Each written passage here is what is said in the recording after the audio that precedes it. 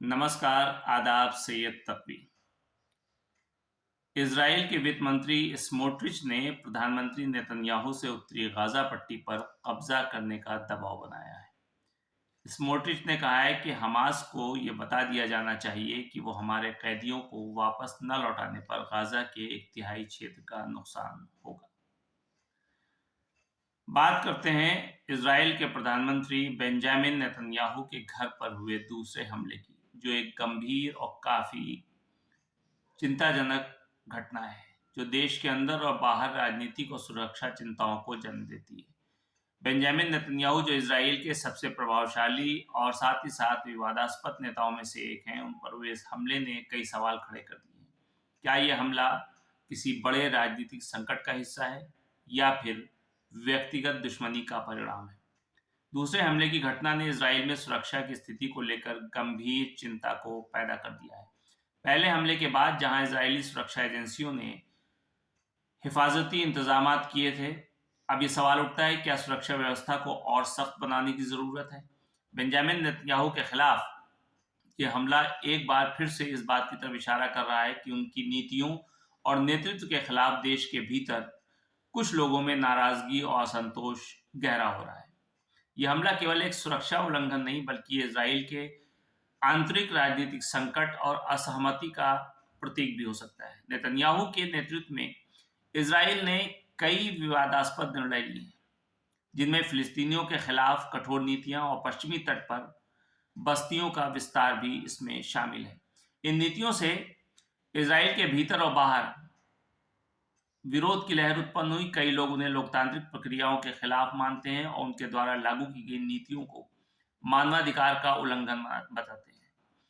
राजनीतिक असहमति और विरोध की अगर बात की जाए तो बेंजामिन नेतन्याहू की नीतियों से असहमत होने वाले लोग, खासकर इजराइल के वामपंथी और लोकतांत्रिक समूह, इस हमले के लिए जिम्मेदार हो सकते हैं। नेतन्याहू की सरकार के दौरान इजराइल में कई विवादित कानून और फैसले लागू हुए, जिसमें एक बड़ा विरोधी वर्ग पैदा हो गया। इजराइल और फिलिस्तीन के बीच चल रहे संघर्ष ने मध्य पूर्व में लगातार हिंसा को बढ़ावा दिया। नेतन्याहू की सरकार की नीतियों को फिलिस्तीनियों के प्रति काफी सख्त माना जाता है। ऐसे में फिलिस्तीनियों उनके समर्थकों द्वारा इस प्रकार के हमले की योजना बनाई जा सकती है, जो इजराइल सरकार के खिलाफ विरोध प्रदर्शन का हिस्सा हो। इसके अलावा इजराइल के भीतर कुछ ऐसे शक्तिशाली समूह भी हो सकते हैं जो नेतन्याहू की राजनीति से असहमत हैं, और यह हमला उनके खिलाफ व्यक्तिगत प्रतिरोध के रूप में हो सकता है। ऐसे ग्रुप, ऐसे समूह जो नेतन्याहू के खिलाफ खड़े हैं, उनके लिए हमला ये एक तरीका हो सकता है अपना विरोध जताने का।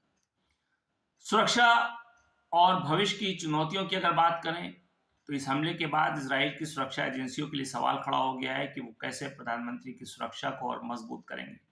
पिछले हमले में कुछ सुरक्षा चूक के बाद अब इजराइल की खुफिया और सुरक्षा एजेंसियों को अपनी रणनीतियों को और अधिक ज्यादा मजबूत बनाने की जरूरत होगी। ये घटना एक चेतावनी भी है कि राजनीतिक असहमति और विरोध अब हिंसा की दिशा में बढ़ सकता है, जिससे लोकतांत्रिक प्रक्रिया को खतरा भी पैदा हो सकता है। बेंजामिन नेतन्याहू के घर पर दूसरा हमला इजराइल के राजनीतिक परिप्रेक्ष्य में अगर देखा जाए तो ये बहुत ही खतरनाक मोड़ है। ये घटना केवल एक सुरक्षा उल्लंघन नहीं, बल्कि इजराइल की आंतरिक राजनीति, फिलिस्तीनी विवाद और लोकतांत्रिक प्रणाली के लिए एक बड़ा खतरा साबित हो सकती है। इस प्रकार के हमलों का सामना करने के लिए इजराइल को अपनी सुरक्षा व्यवस्था को और ज्यादा मजबूत करने के साथ साथ राजनीतिक तनाव को भी शांत करने की कोशिश करनी होगी। आइए अब बात करते हैं कि लेबनान पर इजराइल के द्वारा लगातार जो हमला हो रहा है, उसका क्या परिणाम होगा। लेबनान और इजराइल के बीच संघर्ष लंबे समय से चलता चला आ रहा हो। अब इजराइल ने लेबनान पर जबरदस्त हमला करना शुरू कर दिया, जो जारी है। इसके कई खतरनाक परिणाम सामने आए हैं। ये संघर्ष न केवल इन दोनों देशों बल्कि पूरे मध्य पूर्व क्षेत्र की राजनीति, सुरक्षा और मानवाधिकारों पर बहुत गहरा असर डालने वाली है। अगर हम इजराइल द्वारा लेबनान पर किए गए हमले की बात करें तो उनका हमला पहला और सबसे स्पष्ट परिणाम सैन्य दृष्टिकोण से सामने आता है। इजराइल की सेना बहुत ज्यादा मजबूत है, अत्यधिक शक्तिशाली है, उसकी तकनीकी क्षमता भी बहुत जबरदस्त है।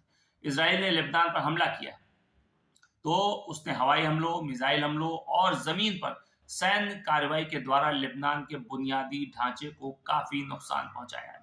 इस हमले के रिजल्ट में हिजबुल्लाह जैसे समूह के ठिकानों को निशाना बनाया गया जो लेबनान के दक्षिण क्षेत्रों में स्थित थे। हालांकि इन हमलों का एक और निगेटिव इम्पैक्ट ये था कि इसके कारण नागरिकों को भी भारी नुकसान उठाना पड़ा। इसराइल के हमलों के बाद लेबनान के नागरिकों की सुरक्षा की स्थिति में काफी समस्याओं का सामना करना पड़ा और लोग इधर-उधर जाने के लिए मजबूर हुए। मानवीय संकट और जनजीवन पर बहुत बुरा प्रभाव पड़ा।